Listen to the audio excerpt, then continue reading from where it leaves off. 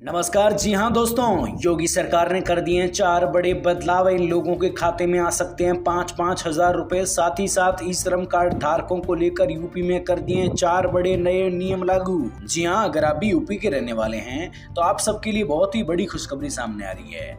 आज हम बात करेंगे उत्तर प्रदेश के मुख्य समाचार, टुडे ब्रेकिंग न्यूज के साथ साथ योगी सरकार के द्वारा किए गए बड़े बदलाव, नियम, आंदोलन और साथ ही साथ यूपी में नए बड़ा बदलाव और नए अपडेट्स की जानकारी आपको इस वीडियो में बताई जाएगी। साथ ही आपको बताया जाएगा कि कैसे यहाँ पर उत्तर प्रदेश सरकार ने क्या क्या बड़े बदलाव किए हैं, जिससे किसानों और आम लोगों और मजदूर भाइयों को कई बड़े फायदे और बेनिफिट मिलने वाले हैं। इनकी जानकारी आपको आखिर तक इस वीडियो के माध्यम से प्रोवाइड होगी। तो भाइयों, आज के इस वीडियो को आप लगातार एंड तक देखते रहिएगा, तभी दोस्तों आप यूपी सरकार की तमाम बड़ी खबरें, बड़ी जानकारी और बड़े अपडेट्स के बारे में जान पाओगे और यूपी में हुए बड़े बदलाव और साथ ही साथ किसानों और आम लोगों और मजदूर भाइयों को लेकर क्या क्या बड़ी खुशखबरियां सामने आई है, इन सब की बात इस वीडियो में करेंगे। खासकर दोस्तों आज हम बात करेंगे यूपी में मोदी सरकार के द्वारा 2 बड़े ऐलान कर दिए हैं, जिससे यूपी के किसानों और आम लोगों को कई बड़े फायदे होंगे। इनकी भी जानकारी आपको इस वीडियो के माध्यम से मिलेगी। तो भाइयों, आज के इस वीडियो को आप पूरा का पूरा देखिएगा, तभी दोस्तों यूपी सरकार के बड़े नियम और बड़े बदलाव के बारे में जान पाओगे। साथ ही हम बात करेंगे उत्तर प्रदेश के मुख्य समाचारों की, टुडे ब्रेकिंग न्यूज की, साथ ही यूपी में मौसम समाचार से लेकर किसानों, गरीबों, मजदूरों, आम लोगों की आय की जानकारी और साथ ही साथ तमाम बड़ी अपडेट्स के बारे में अच्छे तरीके से आज के इस वीडियो में जाना जाएगा। तो प्यारे साथियों, आप सभी से एक ही गुजारिश और निवेदन है कि आज के इस वीडियो को आप कंप्लीट पूरा का पूरा देखिएगा, तभी दोस्तों आप उत्तर प्रदेश राज्य की आज की बड़ी खबरों के बारे में जान पाओगे और अच्छे तरीके से उत्तर प्रदेश राज्य में होने वाले बड़े बदलाव के बारे में भी जान पाओगे और यूपी में नई नौकरियां और नए ऐलान और किसानों को लेकर बड़ी अपडेट्स के बारे में तुरंत बताया जाएगा। तो चलिए भाइयों, वीडियो को स्टार्ट करते हैं और आपको सारी जानकारी बताते हैं। आज की पहली और सबसे बड़ी खबर की बात करें जो यूपी की है। ऑपरेशन सिंदूर के बाद पहली बार मोदी सरकार की मंत्रिपरिषद में बैठक होगी। दिल्ली के सुषमा स्वराज भवन में होने वाली इस बैठक में मोदी सरकार की उपलब्धियों पर चर्चा की जाएगी। प्रधानमंत्री मोदी इसकी अध्यक्षता करेंगे। मंत्रिपरिषद में सरकार के सभी तरह के मंत्री जैसे कि केंद्रीय मंत्री, राज्य मंत्री, उप मंत्री शामिल होंगे, जबकि मंत्रिमंडल में केवल केंद्रीय और कैबिनेट मंत्री शामिल होते हैं। ठीक है, इसको लेकर यहाँ पर बड़ी जानकारी सामने आ रही है।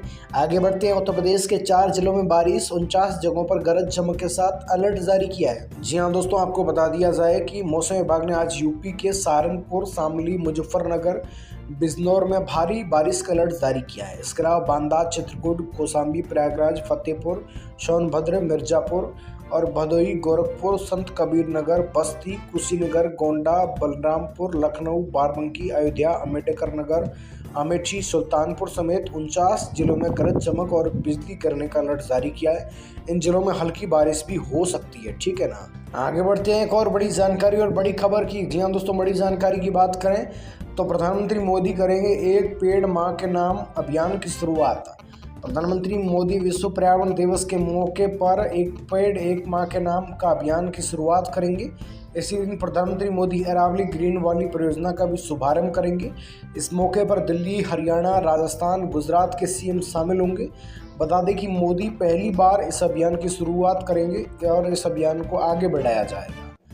साथ ही आगे बढ़ते हैं, एक और बड़ी जानकारी आप सबको लेकर सामने आ रही है। जी हाँ दोस्तों, बड़ी अपडेट और बड़ी जानकारी सामने आ रही है आपको लेकर। आगे बढ़ते हैं अगली बड़ी खबर पर नजर डालें तो बनारस के मुफ्ती मौलाना अब्दुल्ला और नेमानी ने शंकराचार्य स्वामी अभिमुखेशन के कुर्बानी पर दिए गए बयान पर कहा, बहुत सारे धर्मों की बातें और उनका संस्कार हमें समझ में नहीं आता। ऐसे में हम उनका विरोध करना नहीं शुरू कर सकते, क्योंकि कोई भी इंसान अपने संस्कारों और अपने धर्म के अनुसार ही करता है।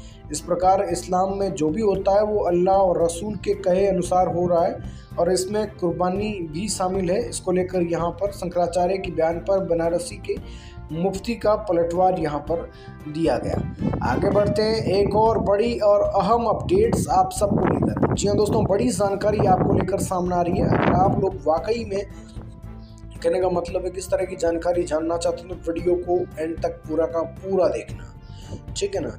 इसके साथ ही बड़ी जानकारी सामने आ रही है आपको लेकर। जी हाँ, बड़ी जानकारी अपडेट। आगे बढ़ते हैं, एक और बड़ी खबर आपके लिए। जी हाँ दोस्तों, आपको बता दिया जाए कि बड़ी जानकारी, नीति आयोग के पूर्व सीईओ अमिताभ कांता का कहना है कि 2047 तक भारत की इकोनॉमी 30 ट्रिलियन तक पहुंच जाएगी उन्होंने नई दिल्ली में इंटरनेशनल एयर ट्रांसपोर्ट एसोसिएशन के कार्यक्रम में कहा कि भारत अपनी युवा आबादी और तेजी से हो रहे शहरीकरण के दम पर साल 2047 तक $30 ट्रिलियन की इकोनॉमी बनने की राह पर है।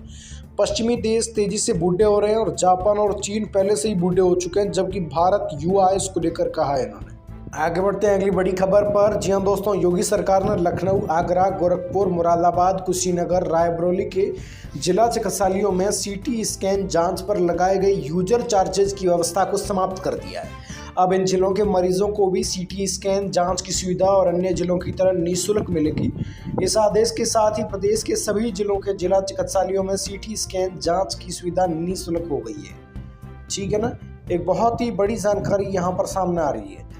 आगे बढ़ते हैं। बड़ी जानकारी, पदक मेरा नहीं बीएसएफ का है, भाग्यशाली हूं जो ऑपरेशन सिंदूर का हिस्सा बनी। जी हां दोस्तों, ऑपरेशन सिंदूर के दौरान अखनूर में अग्रिम भारतीय चौकियों की रक्षा करने पर बीएसएफ की सहायक कमांडेंट नेहा भंडारी ने जो है कहने का मतलब कहा कि मैं खुद भाग्यशाली मानती हूं कि मुझे ऑपरेशन सिंदूर का हिस्सा बनने का मौका मिला और ये पदक सिर्फ मेरा नहीं बल्कि बीएसएफ का है और हमने जो कुछ भी किया वो मिला जुला प्रयास था जिसमें सभी ने अपनी भूमिका बखूबी निभाई। इसको लेकर इन्होंने यहाँ पर बड़ी जानकारी दी। आगे बढ़ते हैं। अगली बड़ी जानकारी, जेएनयू में वाइस चांसलर को अब कुलपति की जगह कुलगुरु कहा जाएगा। जी हाँ दोस्तों, ये फैसला विश्वविद्यालय की वर्किंग काउंसिल की बैठक में लिया गया।